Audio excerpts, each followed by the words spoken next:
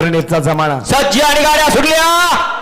फायनलचा फेरा या मैदानातला सुटला आणि कोण होतो एक नंबरचा मानकरी।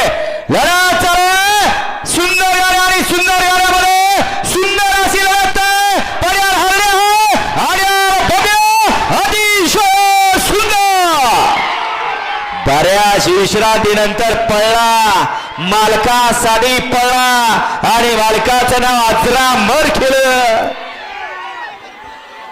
ज्या पद्धतीत जुन्या मैदानात गाडी पळत होती त्याच पद्धतीत गाड्या